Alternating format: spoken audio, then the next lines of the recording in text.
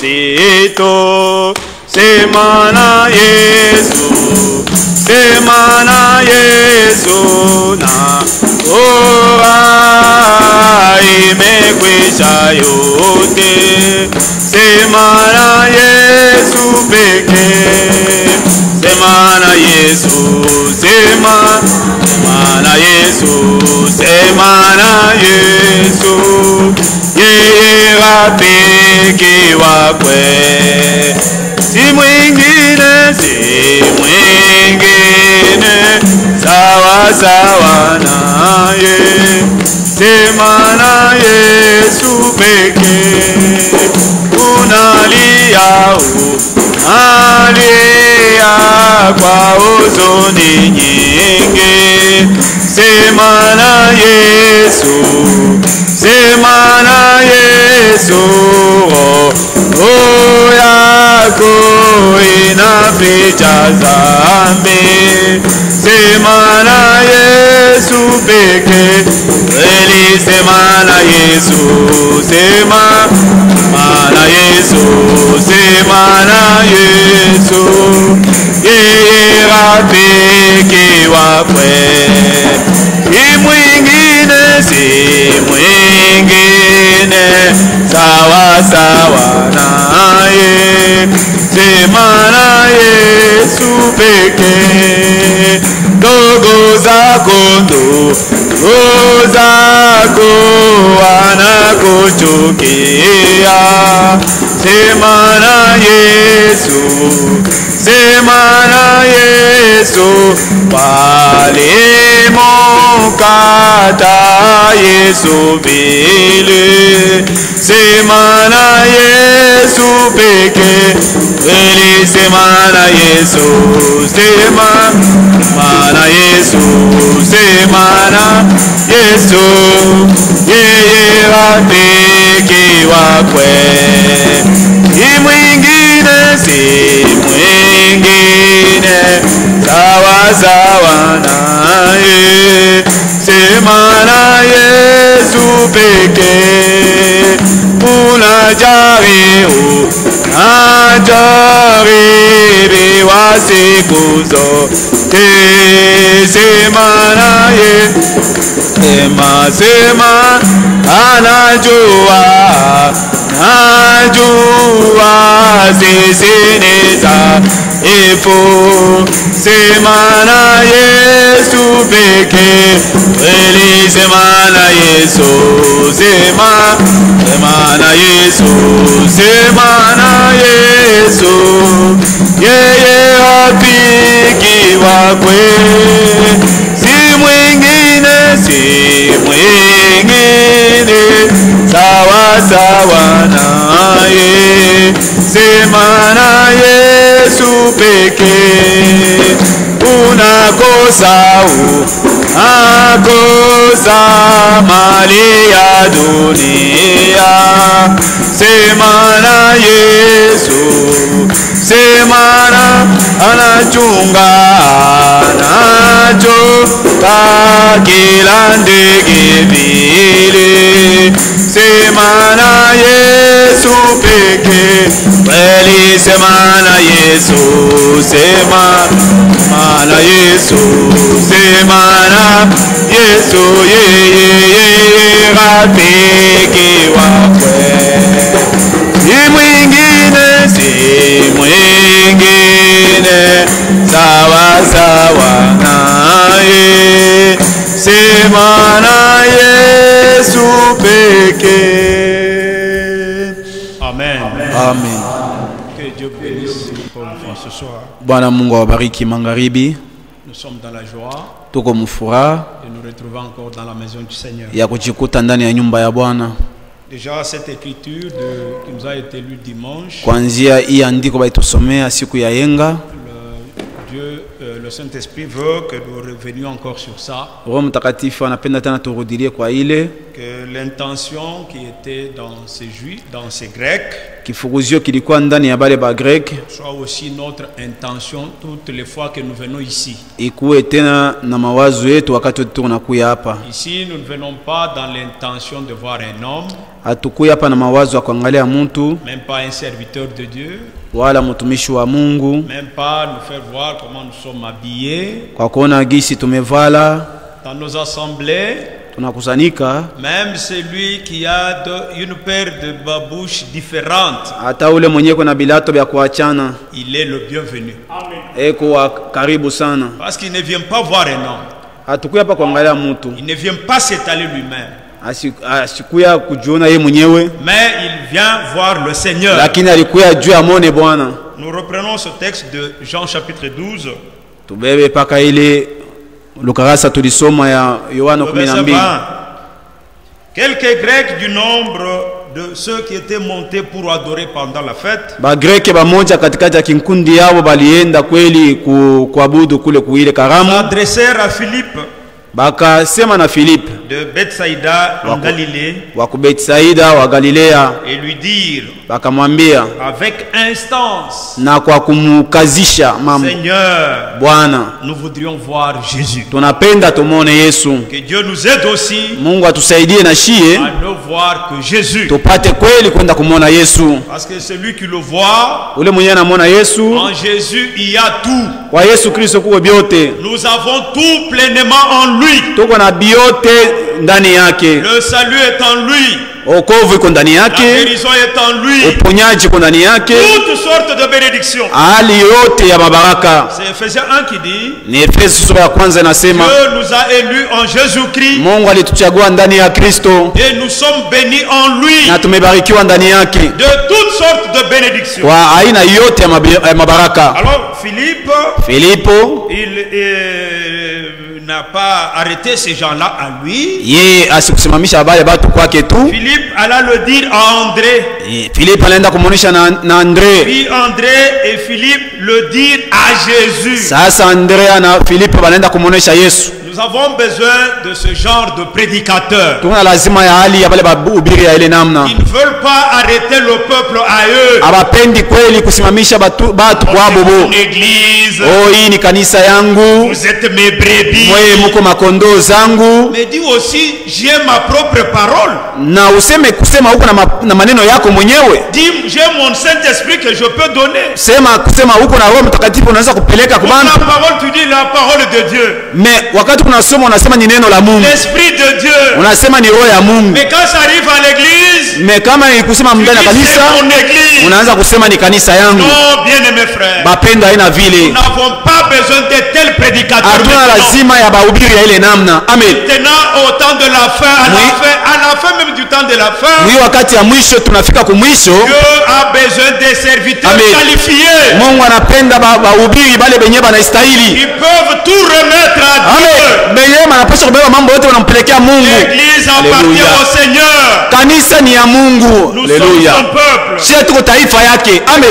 Regardez, Mwangalie. regardez. Mwangalie. Les faux prédicateurs. Mwangalie batumishi babongo babaya. Ils sont là encore. Ils sont Beko hapa. Mais seulement Dieu donne à l'épouse le discernement. Mungu apate kupatia kweli bibi harusi kutambuku. L'épouse ne peut pas rester là-bas. Bibi harusi hawezi kubakia pale. Regardez. Mwangalie. Un peu dans Cantique des Cantiques. Twende ku nyimbo. Cantique des Cantiques. Twende kwa mhubiri. Le chapitre 3e. Tutaenda kumstari wa 3. Le 3e verset, prenons même là. Bon, prenons même le premier verset là. Il y a encore 2 minutes. Prenons même le premier verset. Sur ma couche. Sur ma couche. Mukitanda kyangu. Pendant les nuits, wakati ya usiku, j'ai cherché celui que mon cœur aime. Nilianza kutafuta ule mwenye nafsi yangu inapenda. Amen à ça. Amen. Il y a un que notre cœur doit aimer. Amen. Kuko mmoja tu mwenyewe wewe tunapaswa kupenda. C'est le Seigneur de gloire. Ni Bwana wa utukufu. Le Seigneur Jésus-Christ. Bwana Yesu Kristo. C'est celui que nous venons chercher ici. Ndio mwenye tunao kutafuta hapa. Sur ma couche. Mukitanda kyangu. Dans les nuits. wakati ya usiku j'ai cherché celui que mon cœur aime. nilitafuta mule mwenye roho yangu inapenda. J'ai cherché, Nilimutafuta je ne l'ai point trouvé. lakini Je sikumupata. me lèverai Nitalamuka, et je ferai le tour de la ville, nitapita mumuji, dans les rues et sur les places. nitaingia mu maveni na mafasi mbalimbali, Celui que mon cœur aime. nitatafuta ule mwenye nafsi yangu inapenda. Ces grands qui étaient des adorateurs, Bale walikuwa baabudu, mais ils adoraient celui qu'ils ne connaissaient pas. balianza kuabudu mwenye bayuwe, On leur a parlé de Jésus. balianza kusema juu ya Yesu, Ils se sont mis à chercher Jésus. balianza kumutafuta Yesu. Celui qui cherche, il trouvera. Ule mwenye atamutafuta atamupata. Je me leverai, Nitalamuka, je ferai le tour de la ville, nitapita pita ndani ya les muji, rues et sur les plats. mu maveni na mu mafasi mbalimbali, Je chercherai celui que mon cœur aime. nitatafuta ule mwenye roho yangu inapenda. J'ai cherché, Nilimutafuta je ne l'ai pas trouvé. lakini sikumupata. Maintenant, il fallait qu'il rencontre les hommes, Sasa les ilifanya serviteurs, apite batumishi bale benye kulala les ulinzi, gardes, benye kuchunga, c'est-à-dire les prédicateurs. bahubiri, Les gardes qui font la ronde dans la ville m'ont rencontré. bachungaji benye kuchunga muji tunakutana nabo. L'épouse leur a demandé, Bibi harusi akamuuliza, avez-vous vu celui que mon cœur aime? muliona ule mwenye moyo wangu iko napenda? Alléluia. Amen. Avez-vous vu celui que mon cœur aime? Mulimuona ule mtu mwenye roho yangu inapenda? Le pasteur, Bachungaji, le pasteur a le pouvoir full, l'autorité full sans partage. mchungaji yuko na ile uwezo yenye hawezi kugawanya na mtu. Nous avons un souverain pasteur. Sie tuko na kuhani mchungaji. David pouvait dire, David aliweza kusema, le Seigneur est mon berger. Bwana ni mchungaji wangu, Je ne manquerai de amen, rien. siwezi kukosewa kitu. Haleluya, amen. Les autres, Bengine comme. beko kama, haleluya, Le pasteur, le lakini berger, mchungaji yeye, le Seigneur, haleluya, ni Bwana wetu Yesu Kristo. le docteur, Yeye ndio mwalimu, toujours lui, ni yeye, le grand prophète. yeye ndio nabii mkubwa. Amen. Amen. Lui, il est tout. Yeye yako biote, C'est celui que nous venons chercher. ndio mwenyezi tunakaa kutafuta. Amen. Bien aimé, Wapendo, nous avons besoin de celui qui commence et qui achève. sisi tunapenda ule mwenye alianza na mwenye atafikisha kumwisho. Vous trouverez les hommes qui disent, hein, Mwa angalia watu wako nasema, cette église c'est moi qui l'ai commencé. hii kanisa mimi ndio nilianza. 70 ans, 80 ans, tu commences à marcher. Miaka 70, 80 anaanza kutembea, anazeka, La anaenda. mort vient, Lufu nakuya, tu pars, tu n'as pas achevé. unaenda na unaishinda Et kumaliza. là, qu'est-ce que tu vas faire? Utafanya nini sasa? Quand tu vois que le corps commence à faiblir, Wakati unaona mwili inaanza kuzeeka, peut-être il faut commencer à préparer un petit frère. unaanza kutafuta baloko yako, uwe mtoto kama ni nani, mimi tunaanza hapana. Hapana vile bandugu. Nous avons confiance au Seigneur. Sie tuko na tumaini kwa Bwana. Lui a commencé. Yeye mwenye alianza, haleluya, ni yeye ndio atamaliza. Haleluya. Oh, gloire à Dieu. Utukufu kwa Bwana. Les gardes qui font la ronde.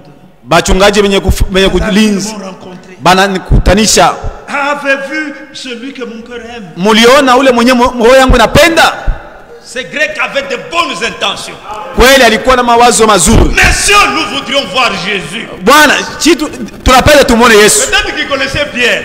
Bali kwa inaweza kuwa washamjua Petro, alimjua Filipo. Mais ce jour-là, Lakini ile siku ce n'était pas pour eux. haina kujua hapo ndio wanatafuta. Ils trouver celui que le Bali Père aime. wanapenda ile mwenye roho yao inapenda. Ça, c'est l'épouse ici. Hapa ni bibi harusi. À peine les aveux passés. Kisha tuye kubapita. Alléluia. Haleluya, amen. Si un prédicateur veut me bloquer, Kama mhubiri anatafuta kunisimamisha mimi, passe-le.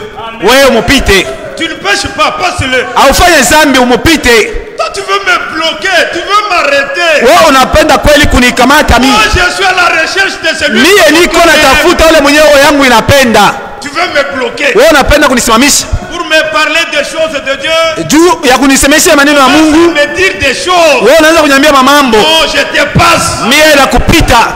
Amen, Dieu. amen. Aujourd'hui, c'est le temps de l'appel à sortir. Leo hii ni wakati ya kuitwa na kutoka. Vos yeux à vous. Vos yeux. Macho yenu mwe. Esaïe 30-20. Esaya, Vos yeux macho yenu verront ceux qui vous instruisent. itamuona ule mwenye roho inapenda. Vous entendrez derrière eux mutasikia nyuma yenu une voix qui dira, sauti itaanza kusema, voici le chemin. njia njoo hii. Le chemin, ce n'est pas mon frère Mpoyi. Njia haina mpoya, hapana. Non. Le chemin. Njia Jean 14. Yohana 14. Je suis le chemin. Niko njia, ukweli na uzima. Ni Yesu Kristo. Amen.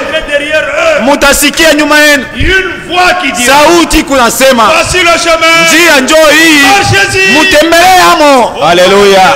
Utukufu kwa Mungu. Regardez. Mwangalie. Kisha tukubapita, j'ai trouvé celui que mon cœur aime. Nakuta ule mwenye nafsi yangu inapenda. Quand nous l'avons trouvé, wakati sasa tulimukuta, je crois que ce soir, hii magharibi, il y a des hommes et des femmes ici. Kuko batu benye beko na déjà trouvé. Baisha mpata. S'ils sont là, qui lèvent la main. Batie mikono yulu. Amen. Amen. Maintenant, quand nous l'avons trouvé, kama si tunampata, qu'est-ce que nous avons fait? Tulifanya nini? Je l'ai saisi. Nini mubamba? Je ne l'ai point lâché. Sikupenda kumwacha tena. Que personne ne vienne vous détourner. Na kusikwe mtu mwenye anatoka kumipeleka mbali. Cette vérité que vous Mui ukweli yenye Mungu anategamia. Haleluya. Nilimubamba. Je ne l'ai point lâché. Sikumwachilia. Jusqu'à ce que paka pale et amené dans la maison de ma mère. Paka pale nilimubeba ndani ya nyumba ya mama yangu. Dans la chambre de celle qui m'a conçu. Munyumba ya ule mwenye alinitoa muuzima. Utukufu kwa Mungu. Le Seigneur, Bwana, quand nous l'avons trouvé, wakati tulimpata, lui c'est Philippiens 3 qui dit, Philippiens 3 inasema alitubamba. Et nous aussi nous les saisissons. Na shi tumubambe. Mais regardez le faux prédicateur. Mwangalie batumishi babongo. Maintenant c'est dans Cantique des Cantiques chapitre 5 maintenant. Mstari sura ya 5 sasa. Le verset 6. Mstari wa 6. Le chapitre 5 verset 6. Sura ya 5 mstari wa 6. Mais le problème maintenant c'est vraiment le verset 7. Mwamba kule mstari wa 7. J'ai ouvert à mon bien-aimé. Nilifungula kwa mpendwa wangu. Mais mon bien-aimé s'en était allé et il avait disparu. Lakini mpendwa wangu alienda na akapotea, sikumwona tena. J'étais hors de moi. Nilikuwa nje yangu. Quand il me parlait, wakati alianza kusema nami, je l'ai cherché. Nilimutafuta, je l'ai pas trouvé. Lakini sikumumpata. Je l'ai appelé. Nilimuita, il ne m'a pas répondu. Lakini asikunijibia. Maintenant, elle va trouver aussi les gardes. Sasa atakutana na bachungaji. Les gardes qui font la ronde dans la ville m'ont rencontré. Bachungaji bali kuchunga ndani ya mji banakutana na mie. Ils m'ont frappé. Bali nipiga. Des vrais serviteurs. Batumishi kweli ya kweli. Ils sont là à frapper les enfants. Balakuwa pale jua kupika batoto wa Mungu. Avec les interprétations. Na mahubiri ya bongo. Avec de la haine, de la jalousie. Na kasirani na mabwifu. Problème sur problème. Mambo yule mambo. Oh frère. Hapana vile ndugu. Ce temps-là est révolu. Ile wakati shapitaka zamani. Aujourd'hui. Leo hii. Nous sommes dans Joël 2. Tunaweza kuwa mu Joël 2. Où il est dit verset 26. Mstari wa 26. Dans la restitution. Kwa kurudisha bintu. Que je lise un peu ça. Nisome mbele. Regardez. Joël, regardez. Regardez. Ça c'était une promesse pour nous ici. Hii ni ahadi kwetu mwi wakati yetu. Surtout pour notre âge ici. Mwi kizazi ketu. Joël. Yoeli. Un peu ça. Joël 2. Oui, c'est là. Joël 2. Quand il parle de la restitution, verset 25. D'abord 24, il dit, bon, même 23. Il dit, et vous, enfants de Sion, soyez dans l'allégresse. Et réjouissez-vous. Oui, réjouissez-vous, frère. En l'Éternel votre Dieu. Car il vous donnera la pluie en son temps. Il vous enverra la pluie de la première et de l'arrière-saison. Nous attendons ça. Les airs se rempliront de blé. Amen. Amen. Les airs se rempliront de blé. Les cuves regorgeront de mou et d'huile. Les trois choses ici ne sont données qu'à l'épouse. Le blé qui typifie la parole de Dieu. Le mou mafuta. Dans le mou, il y a la révélation, la stimulation de la révélation. Kule kuna kwa kweli kulamusha kweli kwa roho. L'huile, c'est le symbole du Saint-Esprit. Na mafuta ni Roho Mtakatifu. La parole que nous avons aujourd'hui, neno yetu kuna leo, une parole révélée par le Saint-Esprit. ni neno ilifunuliwa na Roho Mtakatifu. Maintenant il dit au verset 25. Sasa anasema kwa mstari wa 15, je vous remplacer nitamirudishia les années qu'ont dévoré la sauterelle, mwile miaka ile yenye ba sauterelle balimaliza bajelek bazil et le Gaza, na bagazam. ma grande armée Ilikuwa jeshi kubwa yangu j'avais envoyé contre vous. yenye nilituma juu yenu. Écoutez maintenant la promesse sur le verset 25. Sasa waangalie malako kumstari wa 16, Vous mangerez mutakula et vous vous rassasierez. na mutajiba. Nous avons un serviteur fidèle et prudent Tuko na mtumishi mwaminifu na qui mtakatifu, donne la nourriture. eko naleta chakula. Les domestiques, Na batendakazi ils doivent distribuer la nourriture. banapasha kweli kugawanya ile chakula. Le peuple Taifa doit manger banapasha kula et être rassasié. na bapate kujiba. Quelle est cette prédication-là? Ni mahubiri kani ile. Quand on la termine, Kama banamaliza il y a des murmures dans le peuple. kuna kwa sasa bantu wanaanza kujiuliza. Quand on la termine, Kama wanamaliza celui-ci a reçu une frappe, l'autre une frappe. una alipata kofi mwingambo, mwingine alipata na yake ya ingambo. Ce n'est pas ce temps ici. Aina tena mwi wakati. Maintenant, Hapa sasa nous mangeons, tunakula nous sommes rassasiés na tunajiba et nous célébrons le nom du na Seigneur, tunatukuza jina ya Bwana notre Dieu, Mungu wetu qui a fait pour nous des prodiges. mwenye alifanya kwetu miujiza. Amen. Amen. Et mon peuple Na taifa yangu ne sera plus jamais dans la confusion. hawawezi kuwa tena ndani ya mvurugo. Amen. Que c'est la parole de Dieu. Mnaamini kusema ni neno la Mungu? L'épouse être dans Babylone, Bibi harusi ko tena dans la confusion. mu Babylon tena mu fujo. Non, non, non, non, non. Ila itawezekana. Bien aimés frères, Bapendo wa ndugu, que Dieu soit loué Mungu apewe sifa et que Dieu nous bénisse. na Mungu atubariki. Amen. Regardez, Mwangalie, terminons quand même là, le verset 7 là. tumalize ile mstari wa Dans la 7. ronde dans la ville. Sasa bachungaji wenye kufanya bali nikutana na mimi, bali nipika, Ils m'ont blessé. bali niumiza, Ils m'ont enlevé même mon voile. bana nitosha kweli na voile yangu na kitambala. Ils sont faux. Ni bato babaya Les babongo. faux sont là. Babaya beko pale. Regardez, Dieu nous met même en garde ici. Mwangalie Mungu yeye mwenye analeta kebeshu. Philippiens 3. Wa Filipo sura ya 3. Regardez. Philippiens 3. Filipo sura ya 3 Premier verset même. mstari wa kwanza. Au reste, mes frères, Kwile inabaki ndugu. réjouissez-vous dans le Seigneur. Amen. Furahiweni ndani na shangwe. Ndani ya Bwana. Je ne me lasse Siwezi de vous écrire les mêmes choses. siwezi kubakia kimya juu ya kumiandikia hapa mambo cela mengi. est salutaire. Na ile inastahili kweli. Le verset 2. Mstari wa pili. Prenez garde aux chiens.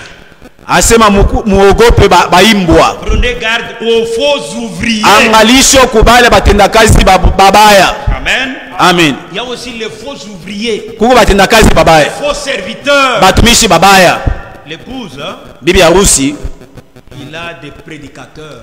eko na bahubiri. Comme Paul pouvait dire, Paul aliweza kusema, j'ai été établi pour la foi des élus. niliwekwa juu ya imani ya bachaguliwa. Les appelés, ils ont leurs prédicateurs. Baitwa baeko na bahubiri babu, Mais les élus, lakini bachaguliwa ils ont les leurs. na bo beko na bahubiri babu. Comme Paul dit dans Acte 20, Mukisoma ku Matendo ya Mitume 12. je vous ai annoncé tout le conseil. Amen. Je vous ai annoncé Nilibatangazia tout le conseil de Dieu. mashauri yote ya Mungu Sans rien cacher. bila mie kuficha kitu. L'épouse vivra de chaque parole Bibi harusi ataishi mukila neno qui est sortie de la bouche. yenye litoka mukinywa kya Mungu. Acte chapitre 13. Matendo ya Mitume 13. Regardez, la Bible dit, Mwangalie vile Biblia inasema, Acte 13, Matendo ya Mitume. le verset 22. Puis, l'ayant rejeté, Kisha bo kumkatala, le Seigneur a rejeté Saül, hein. Bwana alimkatala Saul. Il leur suscita pour roi David, Alilamusha sasa mfalme David, auquel il a rendu ses témoignages. kwake yeye alileta hiyo ushuhuda. J'ai trouvé David, Nilimupata David, fils d'Isaïe, mtoto wa Isai, homme selon mon cœur, muntu kufuatana na roho yangu, qui accomplira toutes mes volontés. mwenye atatimiza kutaka kwangu kote. Amen. Amen. Dieu a trouvé David, Mungu alimupata David, né comme toi et moi. alizaliwa sawa vile wewe na mie, Il avait son père comme toi et moi. alikuwa na baba sawa wewe na mie, Mais Dieu rend témoignage de ça. Lakini Mungu anamfanya ushuhuda. Il dit, akasema, j'ai trouvé David, nilimkutana na David, un homme selon mon cœur, mtu kufuatana na roho yangu, qui fera toutes mes volontés. Atafanya kutaka kwangu kote. Croyez-vous qu'il est le même? Mnaamini kusema yule asibadilike? Notre frère à l'introduction a dit, ndugu yetu kuingia alisema Yesu Kristo asibadilike. Comme il est le même. Gisi asibadilike. Même dans cette assemblée. Mwi makutano hii. Même dans nos assemblées. Hata mu makutano yetu yote. Il peut encore rendre témoignage. Anaweza kuleta ushuhuda. Amen. Des hommes et des femmes. Kuba wanaume na banamuke. Selon son cœur. Kufuatana na roho yake. Et qui sont prêts. Na beko tayari. À vivre chaque parole de Dieu. Ya kuishi kila neno ya Mungu. Regardez David ici. Mwangalie David hapa. Quand vous allez dans le psaume 51. Wakati mnaenda kwa Zaburi 51. Il avait péché. Alifanya zambi. Prenant la femme d'autrui. Alibeba mbibi wa mtu. Et quand le prophète Nathan vient. Wakati mtumishi nabii Nathan alikuya. Il lui parle. Alisema naye. C'est ce qu'il avait fait de mal. Kile kenye alifanya kibaya. Qu'est-ce que David a fait? David alifanya nini? Il a pleuré. Alilia. Il s'est repenti. Alitubu. Si vous trouvez un homme, kama nakuta mtu, on lui dit une chose de mal qu'il fait, unamwambia bubaya bwenye alifanya, il cherche des versets pour se couvrir. Anaanza kutafuta non, je n'ai pas besoin de verset juu ya yeye kujishuhudia. Il n'est pas un homme selon le cœur. Ni kusema ana kufuatana na roho ya Mungu. Un homme selon le cœur. Ule mwenye yuko na roho kufuatana na Mungu. Il me reste que 5 minutes. Si je vais lire là-bas. Kuna bakia 5 minutes. Bon, je lis ça. Je lis. Psaume 51. Zaburi 51. Regardez. Mwangalie. Bon. Regardez. Oh là là. Verset 2e. Mstari wa pili. Lorsque Nathan le prophète vint à lui. Wakati Nathan nabii alikuwa kwake. Après que David fut allé vers Bathsheba. Wakati David alibeba Bathsheba kuba bibi yake. Oh Dieu, aie pitié de moi. Natubu. Ça c'est ce que David a fait. Ndio kile David alifanya. Écoutez le verset 4. Sasa angalia kwa mstari wa 4. Lave-moi complètement de mon iniquité. Unisukule kweli kwa dhambi yangu yote. Purifie-moi de mon péché. Na unisafishe kwa dhambi yangu yote. Écoutez le verset 5. Sasa usikie mstari wa 5. Je reconnais mes transgressions. Kwa kuwa mie naitika bubaya wangu bote. Et mon péché est constamment devant moi. Na dhambi yangu kukumbele yangu mimi mwenyewe kumacho. J'ai péché contre toi seul. Nilikutendea dhambi wewe mwenyewe. J'ai fait ce qui est mal à tes yeux. Nilifanya kibaki kumacho yako. Voici je suis né dans l'iniquité. Sasa mimi nilizaliwa ndani ya dhambi. Ma mère m'a conçu dans le péché. Mama yangu alinizala muzambi. Mais toi Dieu, lakini wewe Mungu, tu veux que la vérité unapenda kweli ukweli au fond de mon cœur ikuwe ndani ya upana wa moyo wangu. Écoutez la prière maintenant. Sasa usikie maombi. Donc pénétrer. Uingize ndani yangu. Amen. La sagesse au-dedans de moi. Uingize kweli hekima ndani yangu. Purifie-moi avec l'hysope. Unisafishe na hysope. Et je serai pur. Na nitasafishwa. Haleluya.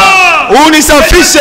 Plus blanc que la neige. Na nitakuwa mweupe kama vile theluji. Oh, il avait même perdu la joie du salut. Alipoteza na furaha ya wokovu. C'est pourquoi verset 14 il dit. Ndio kwa maana kumsaba 14. Rends-moi.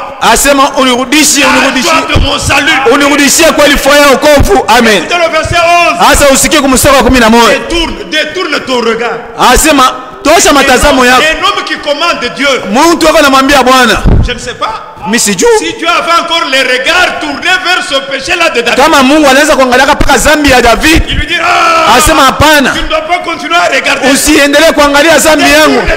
Wewe tosha macho yako. Je suis déjà repenti. Mimi nisha tubu. Haleluya. Utoshe macho yako kwa kuangalia makosa yangu. Utoshe kweli maudhaifu yangu yote. Oh Dieu, oh Mungu, crée en moi umba ndani yangu nafsi safi, na urudishe ndani yangu roho yenye iko tayari.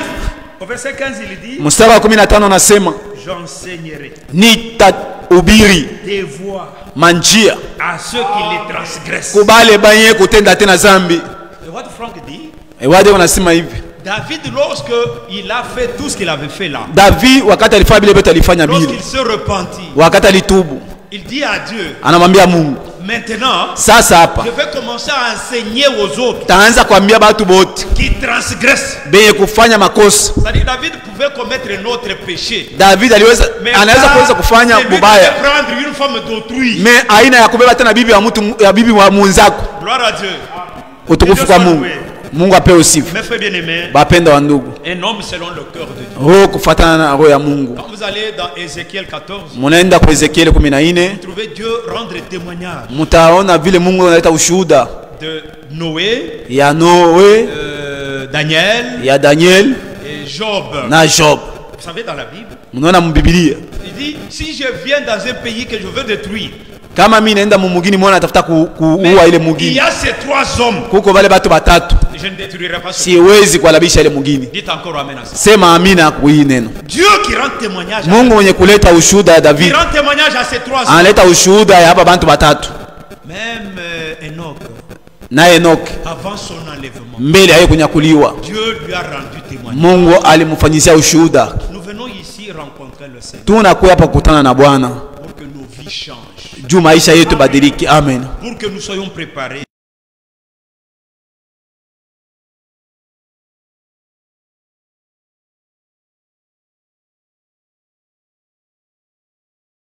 Par ici. Kinshasa. Bon, il dit au verset 20 de Hébreux 13.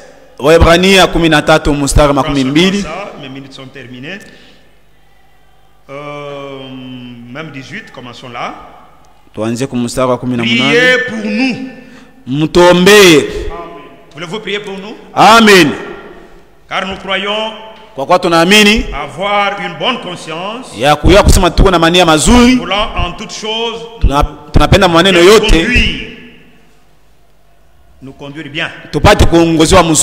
C'est avec instance que je vous demande de le faire, afin que je vous sois rendu plus tôt. Le grand problème, c'était les deux versets ici. Que le Dieu de paix, Amen, que la paix qui est dans cette église, elle y soit permanente. Amen. Amen. Amen. Amen. Que la paix, que le Dieu de paix, qui a ramené d'entre les morts le pasteur des brebis, par le sang d'une alliance éternelle, notre Seigneur Jésus-Christ, que ce Dieu-là nous rende capable de toute bonne œuvre pour l'accomplissement de sa volonté, et fasse en vous ce qui lui est agréable par Jésus-Christ, pour qu'elle soit la gloire au siècle des siècles. Amen. Mungu amebariki. Amen.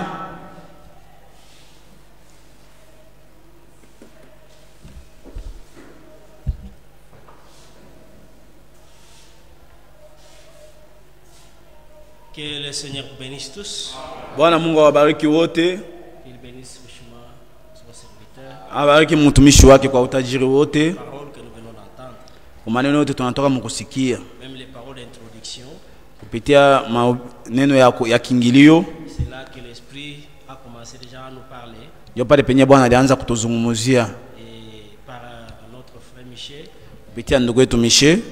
La parole a été aussi puissante. Na neno lilikuwa ya uwezo. Nous comprenons que s'il y a vraiment quelqu'un à qui on doit s'accrocher, muelewe kusema kama kuko mtu mwetu anapasha kuambatana naye, c'est notre Seigneur Jésus-Christ. Ni Bwana wetu Yesu Kristo. Amen.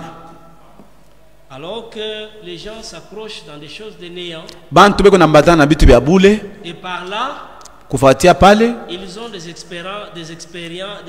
espérances trompeuses. Na banakuwa na maonjo ya udanganyifu. Ce qui est jusque ce soir, kuanzia pa imangaribi, il y a des gens qui sont tranquilles dans leur religion. Kuko bantu benye beko kimya muma dini yabo. Ils attendent Jésus venir. Beko na chunga Yesu akuye. Et ils sont vraiment sûrs que quand Jésus vient, na beko na hakikisha kusema kama Yesu anakuya, c'est fini, nous partons au ciel. Kunaisha tunaenda kumbingu. Et ceux qui leur prêchent là-bas, na benye kubahubiri, soyez calmes. Asibela bambese mwikale tuta kimya. Tutaenda kumbingu. Vous savez, le bien que le Seigneur a fait pour nous, kizuri kenye Mungu alifanya kwetu, c'est comme les disciples au deuxième âge. Ni kama vile wanafunzi mu âge ya pili. Vous avez éprouvé Bwana alibambia sema kweli mulichunguza kweli. Ceux qui se disaient apôtres. Bale balianza kujitaya sema ni ba mitume. Et vous, na mweye vous les avez trouvés menteurs. Mulibakuta kweli ni batu babongo. Le diable a fait tout. Shetani alifanya byote pour qu'il puisse ravir dans ces églises que vous voyez. Juu apate kweli kubeba kunyang'anya makanisa Mungu naona. Le facteur d'examiner chaque chose. Ali ya kuchunguza kila kitu. Quelqu'un se pointe au milieu d'eux. Mtu anaonekana kwabo. Oh, moi je suis bishop. Mimi niko bishop. Moi je parle avec Dieu comme ça. Mimi ninaongea na Mungu hivi. Rien que ce que moi je dis là que vous partez. Non, ne vérifiez rien. Aita msianze kujiuliza kwa ile tunini nasema. Même dans des magasins où nous partons acheter. Hata mu magasin tunaenda kuuza vitu. Dans des pharmacies. Muma pharmacie. Dans des banques. Muma bank. On écrit à la porte. Bana kama kuandika pale. Vérifiez bien. Banasema chunguza mzuri. Vérifiez tes marchandises. Uchunguze mbele ile chemise. Tu pars changer la monnaie. Unaweza kwenda kubadilisha pesa. Unapasha kuangalia kuverifia ile makuta. Wewe uichunguze mbele ile makuta ile kwa ule mwenyewe alikupatia hiyo. Oh, moi j'ai confiance. Oh, mimi na confiance. Oh, ni billet ya mzuri. Unabeba unaweka mfuko. Et c'est les jours où tu dois voyager. Sasa ni siku yenyewe unaanza kwenda safari. Sasa pale ilifale upeleke juu go pass upite. Bana ngasema hii cheti yako na mzuri. Itakuwa sasa nyuma ya wakati. Le Seigneur nous a fait grâce. Bwana alitufanyizia neema. Pour que maintenant là. Juu kwa hapa sasa. Nous puissions savoir. Tupate kujua. Qui Dieu utilise? Nani mwenye Mungu anatumikisha? Qui Dieu a envoyé? Nani ule Mungu alituma? Par qui Dieu parle? Ni kwa nani ule Mungu anasema naye? Par quel chemin on peut rentrer? Ni munjia kaninye unapasha kutana na Bwana. Pourquoi ces Grecs ici? Ndio kwa maana ba Grek bo. Quand ils sont arrivés, wakati bo balikuya, ils n'avaient pas besoin de rencontrer tout le monde. Abakona lazima kukutana na mtu yote. Ils ont dit nous voudrons voir Jésus. Bo balisema paka pale sisi tunapenda tumuone Yesu. Rapidement. Kwa haraka. On peut encore reprendre ces écritures. Tubebe paka ile andiko. Prenons Jean, oui, là où nous étions, c'est l'écriture d'introduction. Jean chapitre 12. Yohana 12.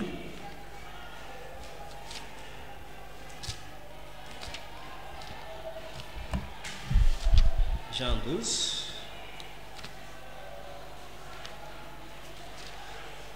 Le verset 20.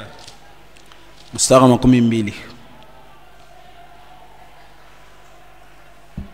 Quelques Grecs du nombre de ceux qui étaient montés pour adorer ba Grek bamoja balienda kule juu kwenda kuabudu s'adressèrent à Philippe de Bethsaïda à Galilée en lui disant avec instance baka enda kwa Filipo wa Bethsaida Galilea na bakamukazisha kuima neno. Seigneur, Bwana, nous voudrions voir Jésus. Tunapenda tumone Yesu. Philippe alla le dire à André. Philippe anaenda kumuonesha Andrea. Et Philippe le dire à Jésus. Andrea na Philippe bakaenda kumuonesha Yesu. Le message est passé. Mais ile ujumbe inafika. Mais maintenant regardez la réaction de Jésus. Sasa musikie Yesu anasema nini? Le verset 23. Mstari wa 13. Jésus leur répondit. Yesu akabajibia. L'heure est venue saa inafika où le fils de l'homme wenye mwana wa mtu doit être glorifié. Anapasha kweli kutukuziwa. Amen. Il reste calme. Bana wake kimya. En vérité, je vous le dis. Kwa kweli inawaambia, si le grain de blé qui est tombé à terre, kama mbegu ya mustard ikianguka mbulongo inakufa, il reste seul. Inabakia yo yenyewe. Mais s'il meurt, lakini kama inakufa, il porte beaucoup de fruits. Itabeba matunda ya mingi. Alléluia. Amen.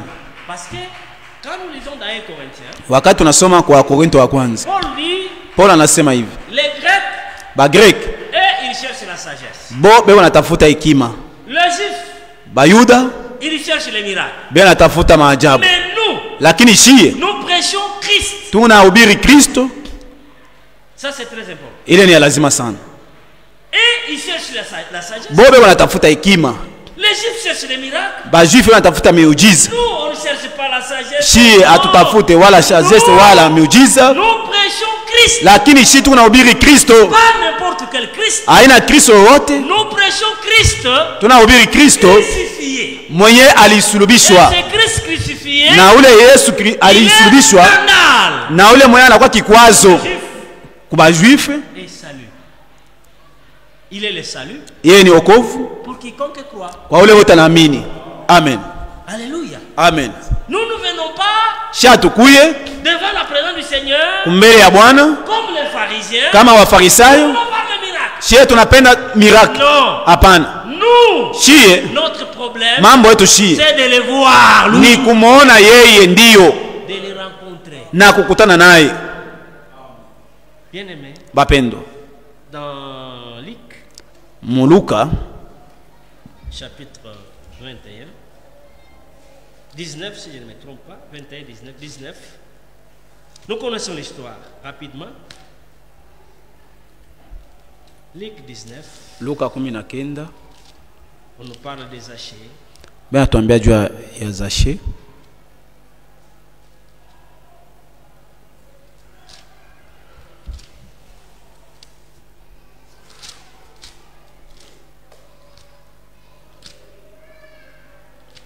Chapitre 19 de Luc.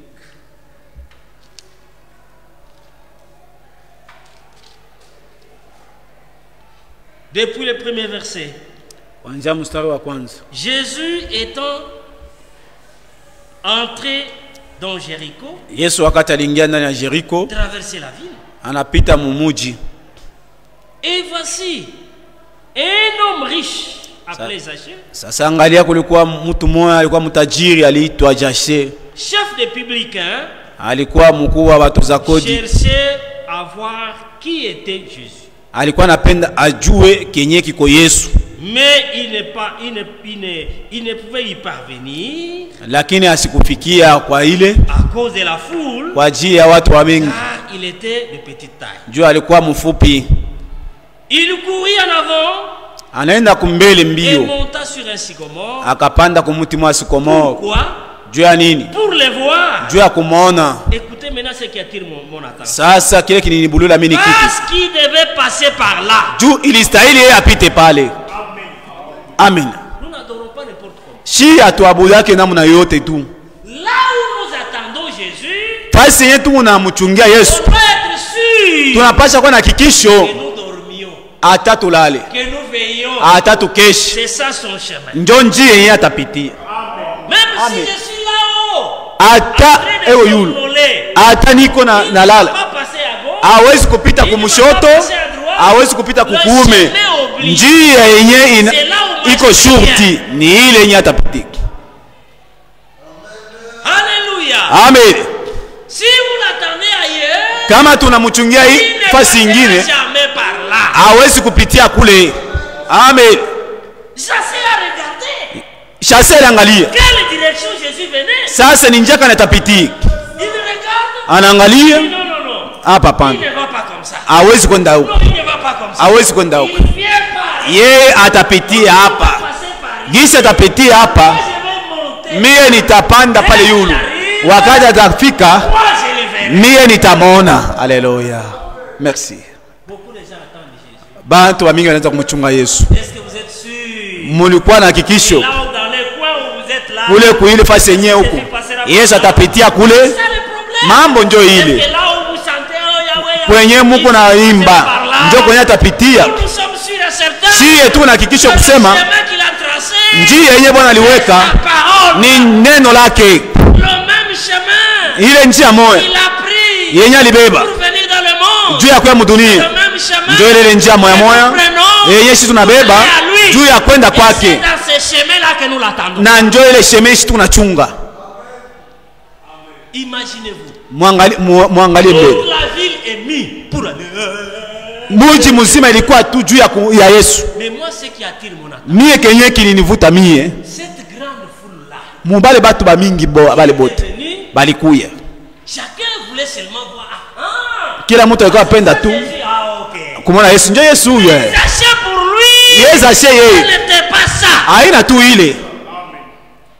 Frère, Ndugu, nous sommes dans une période où on fait les campagnes chez nous. tuko mwakati yenye batu banafanya kampani, Beaucoup de candidats, ils arrivent, parce qu'on attend seulement les noms.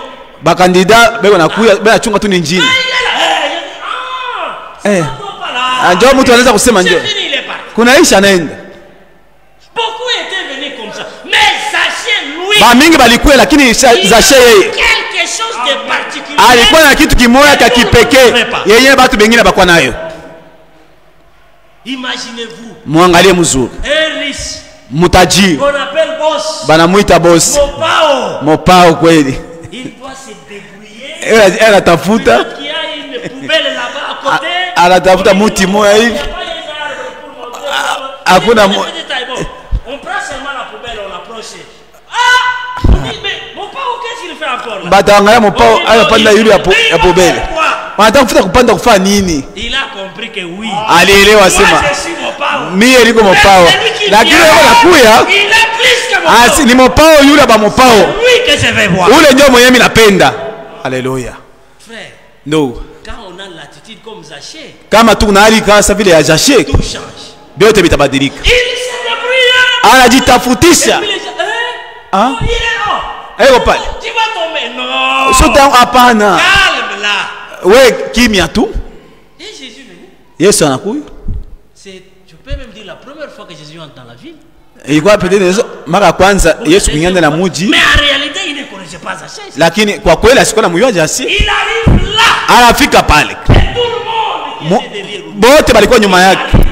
Anafika pale. Anasimama. La profondeur. Ndogo. Est-ce que ici dans cette salle, Moi kiumba. il y a aussi quelqu'un Huko qui mmoja peut arrêter Jésus? anaweza kweli kusimamisha Yesu? J'ai dit oui. Mimi nasema ndio. Amen. Alléluia. Bien-aimé, Bapendo. la foi Imani peut arrêter le Seigneur. ili msimamisha Bwana. Pour ton problème, Juu ya mambo yako. ta foi là Imani ile peut l'arrêter. inaweza kumsimamisha. Dans sa marche, Mungu tembea. arrive devant ton problème. Anafika kwa mambo yako. Il s'arrête. Anasimama. Il te répond, il continue le chemin. Anakujibu na anaendelea na safari. Pas arriver là. Kwa ghafla anafika pale. Yesu anasimama. On promet le bouscule. Mais Banaweza kumsukuma asema hapana. Hapa sitapita. il avait dit qu'il y avait quelqu'un. Lui connaît tout. Yeye anajua yote.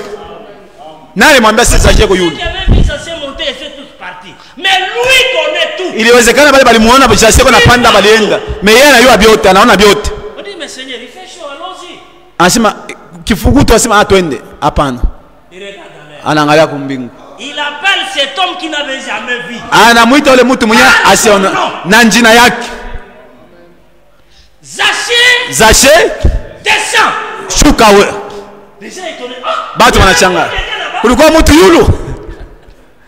l'homme descend. Mtu anashuka bosi. Quand Zaché descend, Wakati Zaché anashuka. quelle joie. Ni furaha gani?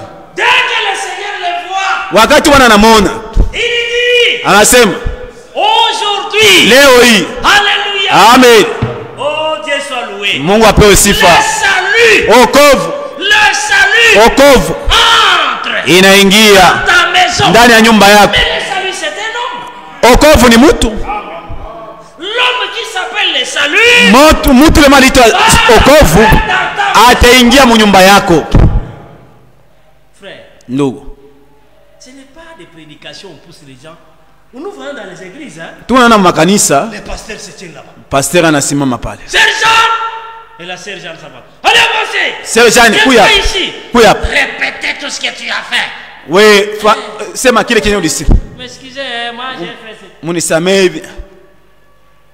Même quand la sergente va rentrer, Wakati sergent ne atenda. fait pas ce qu'on m'a appelé. Alifaa juu bali ndugu. Quand le salut entre dans Wakati ton cœur, okovu inaingana na moyo wako. quand le salut entre dans ta Wakati vie, okovu inaingana ya maisha yako. besoin de te bousculer Haina lazima ya pour que tu mettes ta vie en ordre. juu ya kuweka maisha yako mumbu sawa. Présence seulement. Ah, Quand tu les vois, muwapo wake tu. toi-même tu commences. Wewe mwenyewe unaanza. Jésus n'a pas tenu la prédication de la repentance. Yesu asikuhubiri mahubiri ya kutubu au Zaché. C'est que je suis saint. Unayasema mie Pas dîner. Non. Mona Donnez-moi. mimi najua. Confesse d'abord. Wewe tubu kwanza. Le salut est entré. Jésus s'est tué. Okovu iliingia. Yeye mwenyewe Zaché. Seigneur. Anasema Bwana, Si j'ai fait tort à quelqu'un, kama nilifanya mtu vibaya, je vais le réparer. mimi napaswa kutengeneza. Si j'ai pris une chose, Kama quelqu'un, nibeba kitu kimoja kwa je vais mtu, rendre en tout. nitarudisha mara mbili. Maintenant regardez. Ah, Bwana anaangalia. Jésus et Zaché commencent à partir. Comme les gens connaissaient la maison de Zaché. Gisi batu waliua nyumba ya Zaché. Donc Jésus là, Yesu ule il est venu alikuya pour aller dans la maison de Zaché. juu ya kwenda mu nyumba ya Zaché. Les pharisiens. Est-ce qu'il connaît la personne chez qui il part? Il venait de voler 40 000 francs ici. Oh. Ils se sont retrouvés seuls avec Zachée. Peut-être qu'entourés par d'autres personnes. Mais écoutez.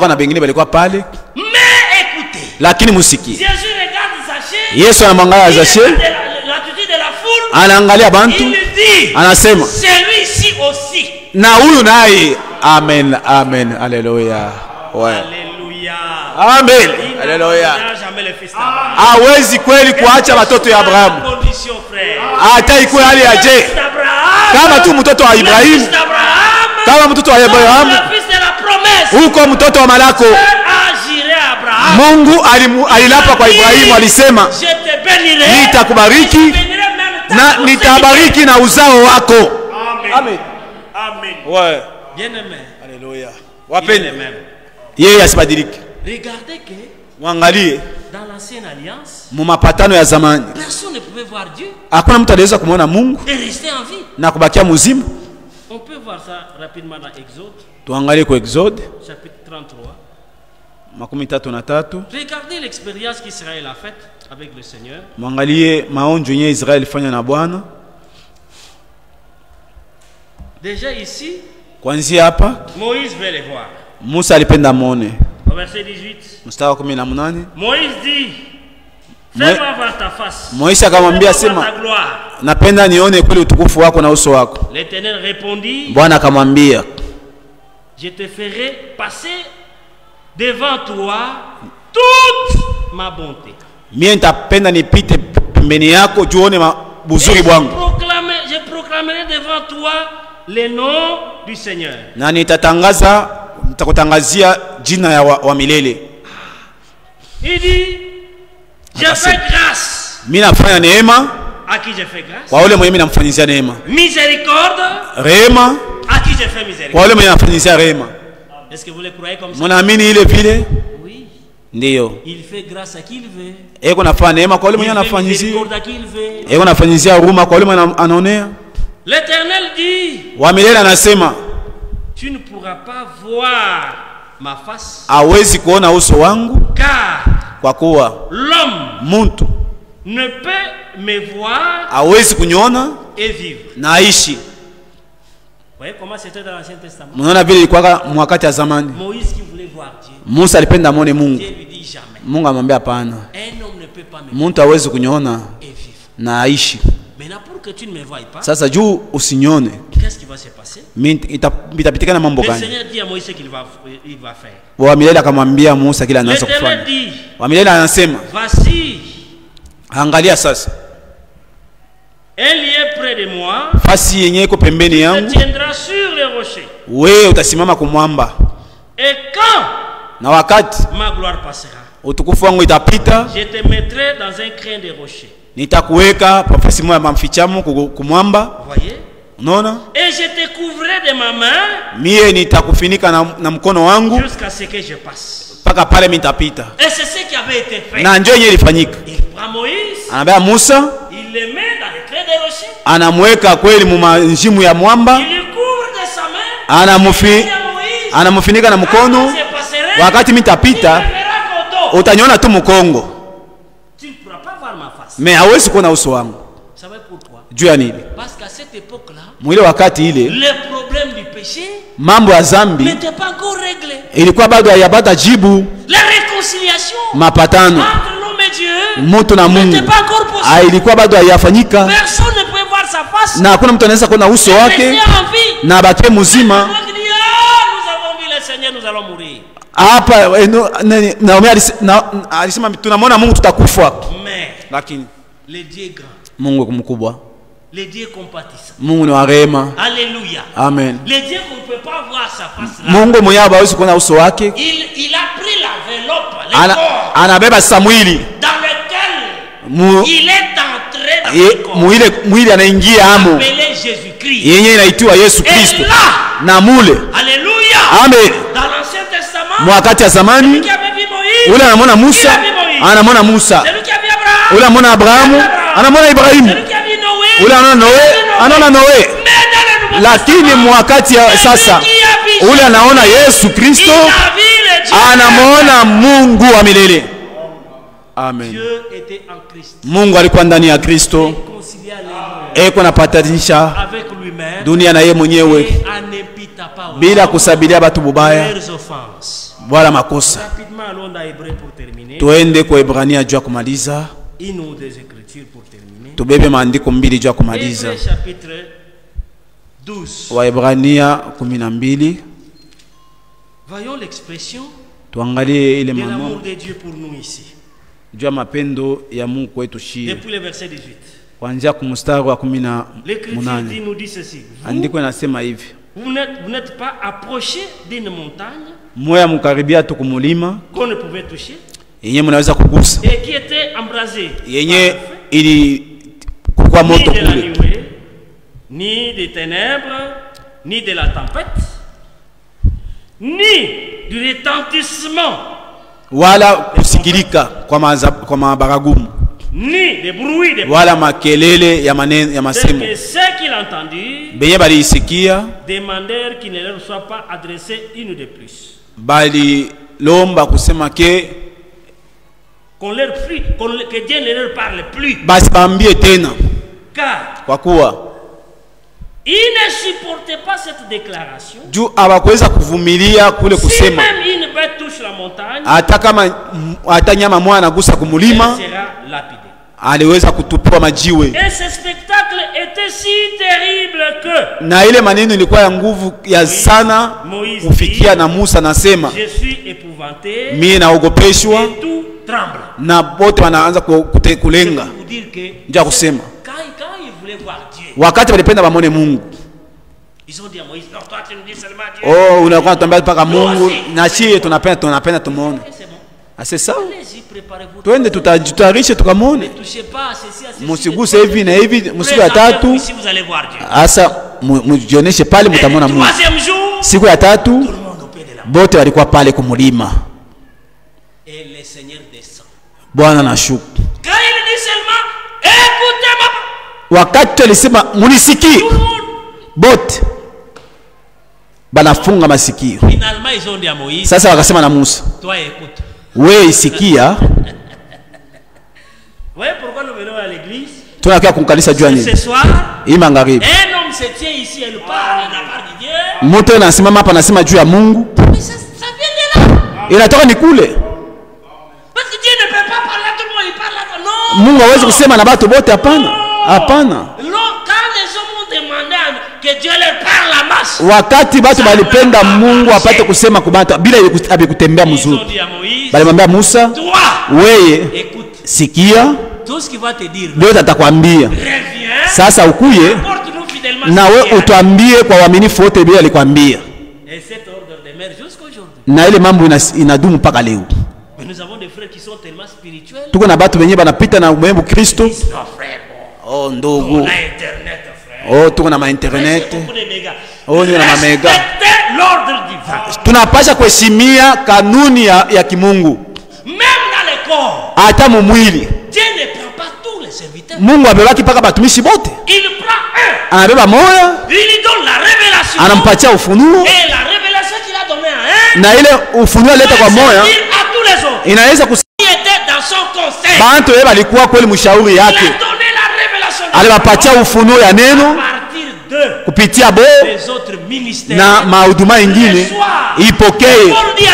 Na Paulo anasema yenyewe ulipokea kwangu upachie bengine, batu wako na uwezo benye banaweza kuhubiri bengine. Njoo ile utaratibu wa kimungu. Na Mungu alipenda hata mu kanisa ya kipekee eko natumikisha batumishi kupitia bo na mnaikala pale na Bwana kuna mizungumzia. Amen. Ouais. Na mimi kuna ministère. Usivunje kweli mipango ya kimungu. N'abandonnez pas votre assemblée. Musiache kukusanyika. Alors, et quand le Seigneur me écoutez, wakati Bwana alisema msikilizeni, tout le monde a bote banakuwa nakimbia. parlé à Moïse. Bwana alisema na Musa. Et Moïse a rapporté. Na Musa ileta ile maneno mbili. Sasa jua kumaliza musikie. Prenons le verset 22. Mbe mstari wa 12. Après que la réconciliation puisse avoir lieu, regardez maintenant le verset 22. Kisha mapatano kufanyika mstari wa 12. L'écriture dit. 12 nasema. Alors, kisha nous sommes dans 12 chapitre 12 verset 22. Mais vous, lakini mwe, vous êtes approchés. Mwe mulikaribia de la montagne de Sion. Mulikaribia kumulima ya Sion. On peut dire amen à cela? Tunaweza kusema amina. Vous êtes approchés mulikaribia de la cité du Dieu vivant. Kwa muji wa Mungu mzima. Dieu soit loué. Mungu apewe sifa. Vous êtes approchés mulikaribia de la Jérusalem, pas la Jérusalem terrestre. Hapana Yerusalemu ya hapa bulongo, lakini mulikaribia Yerusalemu ya kumbingu. Frère, beaucoup de choses comme ça. Mabitu ya mingi hivi ndugu yangu. La liste n'est même pas encore terminée. Na yamalizika bado. Continuons. Tuendelee. Vous êtes donc de la Jérusalem céleste. Ma Jérusalem ya kumbingu. Des myriades qui forment le cœur des hommes. Ma myriade yenye inatunga kweli roho ya bamalaki. Lakini mulikaribia assemblée des premiers-nés. Mumakutano ya mzaliwa wa kwanza. Inscrit dans le ciel. Yenye iliandikwa kumbingu. Dieu soit loué. Mungu apewe sifa. Vous êtes approchés du juge. Mulikaribia ule mwamuzi mwenye kwa Mungu. Et tous les esprits des justes parvenus. Ya maro ya waki yenye nafika kukamilifu. Vous êtes approchés. Mulikaribia de Jésus. Kwa Yesu. Amen. Oh. Alors nous sommes les bienheureux. Na shit kwa batu ya heri. Des choses qu'on a citées comme ça. Hivi yote banasema hapa. Je reprends encore là les versets pour terminer. Donc, vous êtes approchés de Jésus. Munakaribia Yesu. Qui est ce Jésus-là? Yesu ni nani? De Jésus qui est le médiateur. Amen. Mpatanishi de la nouvelle alliance. Mapatano ya sasa. Et vous, vous êtes approchés du sang. Mulikaribia kudamu. De la nouvelle alliance. Ya mapatano ya mpya. Yenye kunasema mzuri. Le sang d'Abel. Kupita kweli damu ya Abel. Amen. Frère. Bandugu. Devant beaucoup de choses comme ça. Kumbe ibitu byote. Comment quelqu'un peut sortir en vide? Namna gani mtu anaweza kutoka bila kitu? Devant la Jérusalem céleste. Munakaribia kwa Yerusalemu celeste, munakaribiwa kumbele ya Yesu Kristo, munakaribiwa kumbele ya madamu ya Yesu yenye kusema mzuri. Le sang d'Abel. Kupitia damu ya Abel. Haikusema mzuri. Le sang d'Abel. Damu ya Abel. A crié vengeance. Ilianza kulia kweli kukuisha kisasi. Bwana. Tu as vu ce que Caïn m'a fait? Unaona Caïn alinifanya. Occupe-toi de lui. Wewe umhangaikie na yeye. Lakini damu ya Yesu Kristo. Amen. Là. Pale. Malgré qu'il avait mal partout. Hata alikuwa na bidonda fasi yote. Tout son corps saignait. Hata mwili yake ilianza kumwanga damu. Nous avons des frères. Tuko na bandugu. Qui font des choses. Mbeko nafaa bintu. Pour dire frère, mais quand même je suis un homme non. Frère, si tu étais à ma place frère, est-ce que tu peux pardonner vraiment frère? Imaginez-vous. Mtu wa vile unaweza kumwambia si usamee. Couronne d'épines sur sa tête. Asema alikuwa na taji ya miba mkichwa, damu inauka mumacho, mumwili, misijue. Alikuwa na misumari iko mikono, mwili yote ilianza kumwangika damu. Alikuwa na magumu fasi hata yote ili. Alilia, Baba, ubasamee. Amen. Ne mettez jamais des conditions. Musilete masharti pour pardonner. Juu ya kusamee ndugu yako. Frère, tu es venu pour que je te pardonne? Ndugu na kitu nikusamee. Est-ce que d'abord frère le pardon le demande comme ça? Regarde d'abord comment tu te tiens. Est-ce que vile unaikala tu vile? Ndio unaweza kupiga hata magoti. Pardonner. Sama aux autres. Kwa wengine. Votre Père vous a. Amen, kama vile Baba Mungu mbinguni alibesamee. Ainsi. Kwa hiyo je termine en disant. Na maliza kusema. On peut voir tout le monde. Tunaweza kuona watu wote. Il y aura rien. Hakutakuwa kitu. Même ce soir. Hata magharibi. Tu peux voir Donald Trump. Unaweza kuona watu wakubwa. Tu peux voir Joe Biden. Unaweza kuona Biden. Tu peux demander à voir même Zuma, c'est pas qui. Unaweza kulomba umone Zuma, Ramaphosa. Tu peux voir toutes ces autorités. Ba autorité bote unaweza kubaona. Banaweza kukupatia makuta ujenge nyumba. Lakini uzima wa kiroho haiwezi kubadilika. Ewad Frank anaweza kusema, quand j'avais rencontré wakati nilikutana William Branham, na ndugu William mon Branham, ministère huduma yangu avait changé. ilibadilika. Mais quand j'avais rencontré Jésus-Christ, Lakini wakati nilikutana na Yesu Kristo, maisha yangu avait changé. ilibadilika. Si vous les rencontrez ce soir, Kama mnakutana naye magharibi, tout va changer. vyote vitabadilika. Là où Amen. il y a la mort, il donne la vie. Analetaka uzima Amen. kwa kusikia neno la Mungu. Là où il y a la maladie, Fasi kuko magonjwa, utatoka na uponyaji. là où il y a les troubles, Fasi kuko fujo, avec la paix. utatoka na salama. À ceux qui ont les cœurs troublés, Ubambie bali beko na moyo kuvunjika, mubebe ku nguvu. Alléluia. Amen. Ne vous inquiétez de rien. Musihangaike kitu. Dans sa présence, Muwapo wake la maladie, magonjwa c'est la guérison. itapata jibu. Dans sa présence, Muwapo wake la mort nufu change à la vie. inabadilika. Dans sa présence, Muwapo les wake inquiétudes changent à cri de joie. manunguniko Dans inakuwa sa na furaha. présence, Muwapo nous wake entrés pécheurs, tunaingia wazi na zambi, me tunakuwa bantu wenye kufunguliwa na tunasafishwa. ne rentrez pas en vide. Usirudie muvile. Tout ce que vous avez besoin ce soir, Kenye mkona kwa lazima magharibi, dans sa présence, muwapo wake cela est possible. yote inawezekana. Est-ce que vous le croyez? Munaamini vile? Si on avait encore le temps, on pouvait lire une écriture, mais on n'a pas le temps.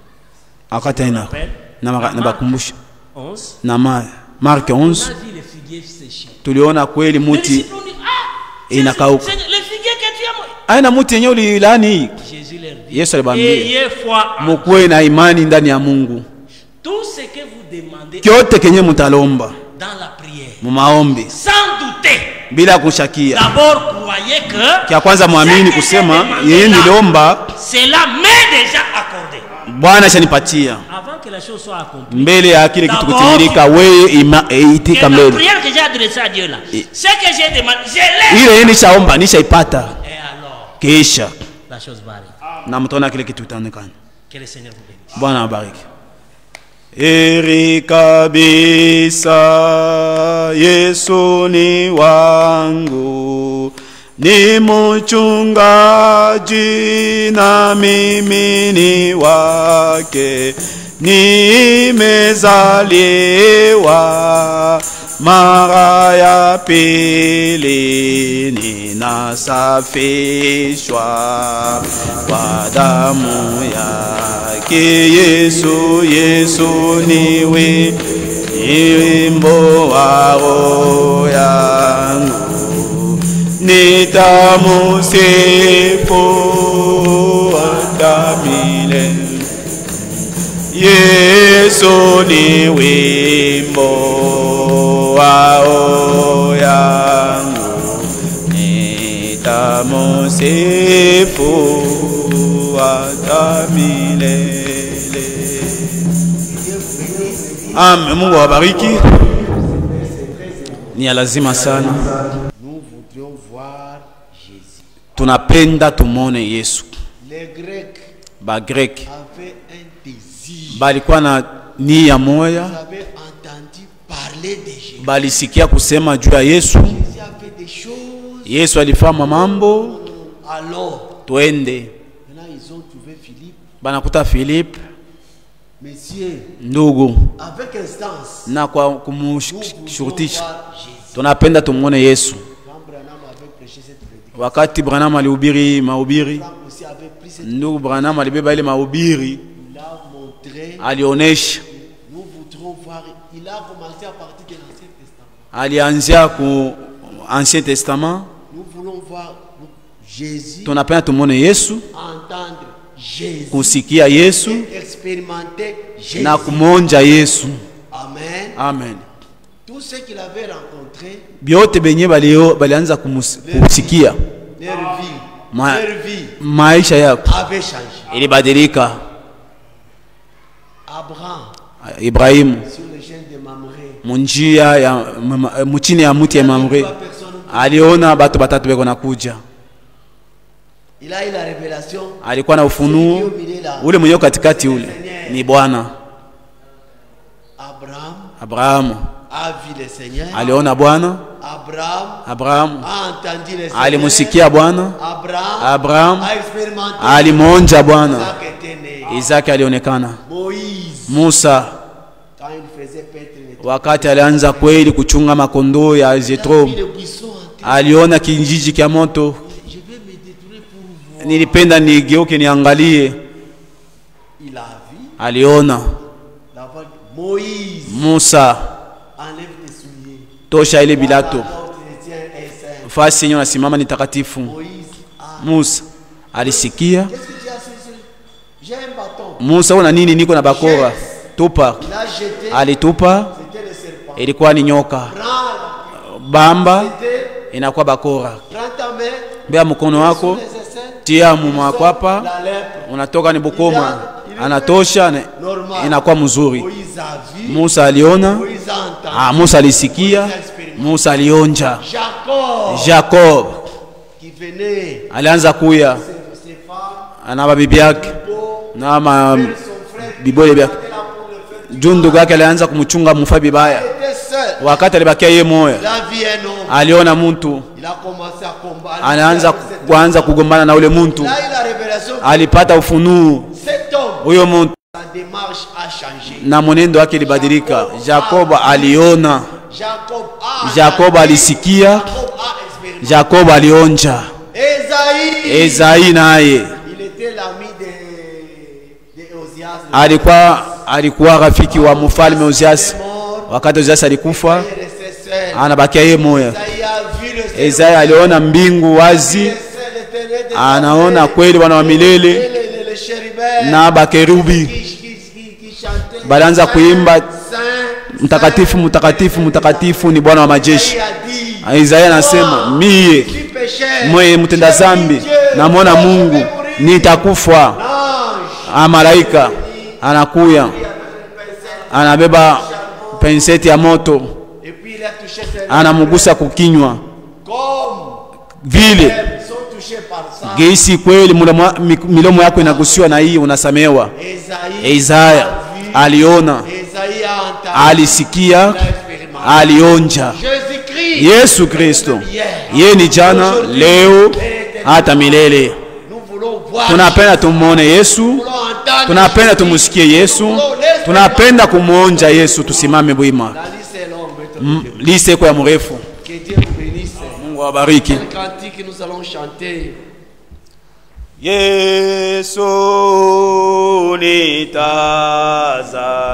nitazamishe msalaba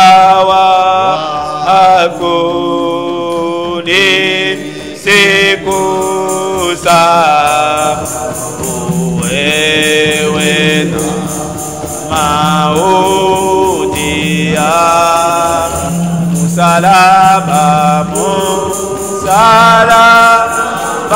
wako Bwana daraja yangu,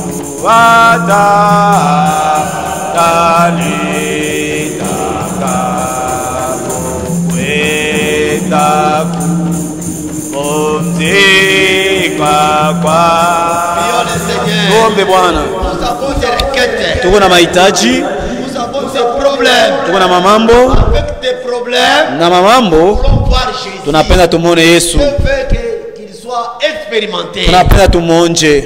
Appelons nos requêtes par leur nom. Tutaye mahitaji yetu manjina Et yayo là, eko pale. de la même manière, Ngisi munamu na les moja gens sont allés à lui. batu balenda kwake, Ils ont trouvé solution. balipata solution kwa maneno yao. Le même hier. Yeye ni yule jana, leo Il sauve encore. na eko na okoa tena, eko na ponya tena, Il transforme eko na encore. badilisha tena, eko na bariki tena. Parlons-lui. Tuseme naye. Seigneur Dieu Tout-Puissant, nous te sommes infiniment reconnaissants de la grâce que tu nous as faite de voir le jour d'aujourd'hui.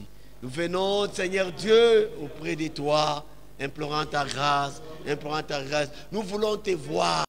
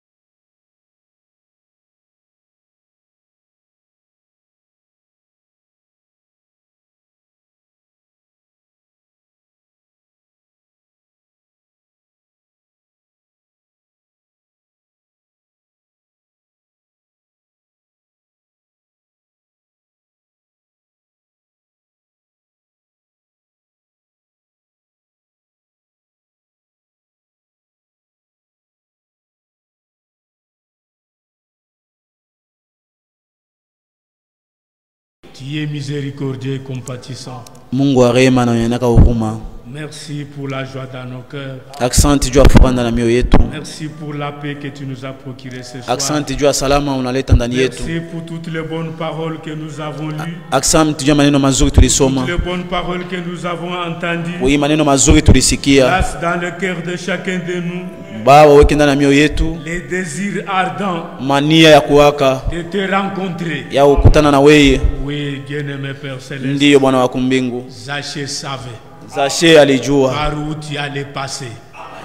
kwa ile ya zamani. C'est une grâce particulière. Ilikuwa ni neema ya De kipekee. se retrouver là où tu passes. Alijikuta fasi nyoko napita. Oui, Seigneur Dieu. Asante Quand Bwana. tu arrives, Wakati tu nous appelles par nos noms. unatuita mmanjina yetu. Alors gloire et honneur te soient. Heshima na utukufu Car tu zikurudilie. n'as pas parlé en vain. Jua kusema mabule.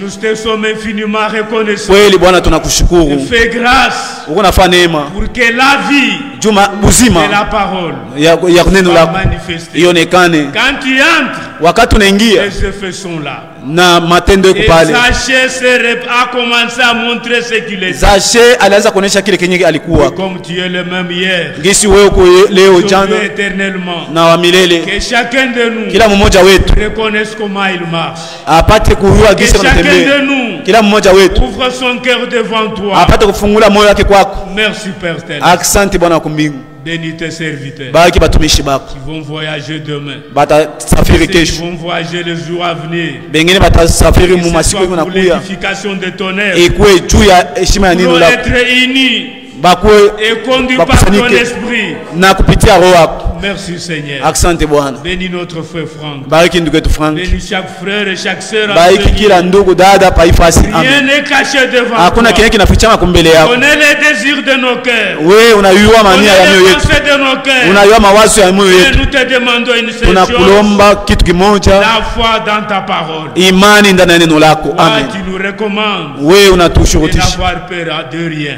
musikuwe na boka na kintu. Parce que tu nous connais. Juu unatujua, Tu nous as choisis. ulituchagua, Tu nous as prédestinés ulitutangulisha pour ce temps présent. mwi wakati. Voilà pourquoi tu parles clairement. Ndio kwa maana unasema wazi wazi. Qu'est-ce que nous allons encore te demander? Tutakulomba tena nini? Si ce n'est que l'amour de ta parole. Ni kwa kusikia tu neno lako. Les restes des choses. Yenye nabakia La guérison. uponyaji Tu nous as déjà accordé. ushatupatia hayo. La paix. Salama Tu nous l'as accordé. ushatupatia hayo. La délivrance. Tu Ufunulifu nous l'as accordé. ushatupatia. Aide-nous Seigneur Dieu. Utusaidie Bwana Pour Mungu. que nous puissions chercher Ndio tupate kutafuta les choses que tu nous as promises. vitu vyenye ulitulakaka. Les mots nous manquent. Masimu natukosa. Mais toi tu es vivant. Mais wewe uko mzima. Nous vivons aussi. Nashi tunaishi. Bénis tous tes saints. Bariki kazi. Nous pensons à notre frère Bonheur. Tunakumbuka ndugu Bonheur. Nous pensons à ceux de nôtres Na tunakumbuka kwa benye qui sont beko pas au betu. milieu de nous. Benye walikuwa Mais katikati yetu. que tous tes serviteurs Batumishi bako bote. qui sont d'un cœur sincère, Benye walikuwa na moyo umoja. d'un cœur sincère à ton service, Moyo wazi kukazi yako. que tu marches avec eux. Utembee pamoja nabo. Que quand ils se tiennent debout, Wakati batakuwa ce bwima, soit pour que ta parole soit proclamée. ikuwe neno lako lihubiriwe. Et que la paix Salama remplisse nos cœurs. ipate kujaza roho yetu. Seigneur Dieu pour tout tes Asante kwa yote bizuri unatutendea. Mu jina la Yesu Kristo. T'es plus ainsi, Père. Tunaomba hivi Bwana. Amen. Amen.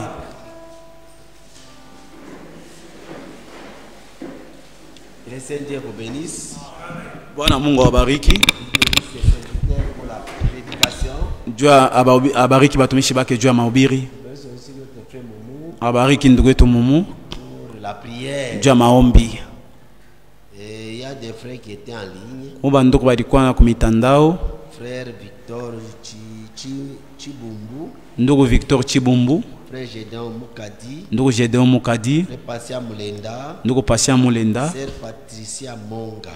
dada Patricia Monga. Ils étaient en ligne. Balikuwa natufata. Que le Seigneur les bénisse. Mungu awabariki Les saluons aussi. na tunabasalimia nabo.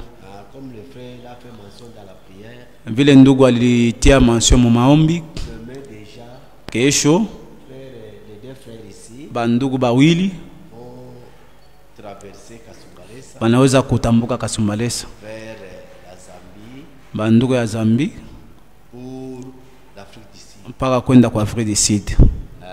Le lendemain, là, le vendredi, Vendredi kuna kuya moi aussi je vais quitter na mimi nitatoka Nous n'allons pas avec Dieu. Si atwende na Mungu tu. Hein? Atwende. Si atwende tu na Mungu. N'est-ce pas? Haina vile. Vous restez avec Dieu. Munabakia na Mungu. Nous allons avec Dieu. Na shi tunaenda na Mungu. Que Dieu vous bénisse. Mungu awabariki. Haina vile. Sa présence. Uwapo wake. C'est celle qui est très importante. Ndio kwa lazima sana. Amen. Amen. Je sais qu'il y a deux frères, qui peuvent venir aussi vous visiter avec la parole. Kuko bandugu bawili banaweza kuya juu ya kumhubiri. Il y a le frère de Cambo, frère Jean Gandou. Ndugu Ukambove Jean Gandou. Il doit venir aussi. Anaweza kuya. Frère Thierry. Ndugu Thierry naye. Il est en train d'attendre son passeport. Na yeko nachunga passport yake. Dès que ça sort, kama inatoka. il peut aussi venir aussi nous apporter la parole. Na yeye anaweza kuya kutuhubiri. Priez pour les serviteurs. Muombe batumishi ba Mungu. Ceux qui vont pas se passer là-bas. Na bile bitapitikana kule. Cette œuvre ici. Muombe jua hii kazi hapa. Ne séchez pas l'assemblée. Musiache makusanyiko. Ne séchez pas l'assemblée. Musikaushe makusanyiko. Venez écouter la parole. Mukuye musikie neno. Parle. Bwana yako nasema kila siku. Frère, il y a d'abord la bénédiction du fait de quitter, laisser les préoccupations. Kuko baraka moya sana ya muntu kuacha vitu vyake kuya. Je ne sais pas. Sijue. Il faut avoir expérimenté. Mukwe na onju. Mutaelewa. Munaacha vyote juu kusikia neno la Mungu. Mungu alimiona. Muliacha vyote juu ya kuya kusikia neno. Na Mungu kuona vile Mungu atamipatia vyote Mungu nabyo lazima. Mimi nilifanya maonjo. Ndio kama natusema kwa bongo. Mungu awabariki. Tunafika kwa mwisho. Frère Nusu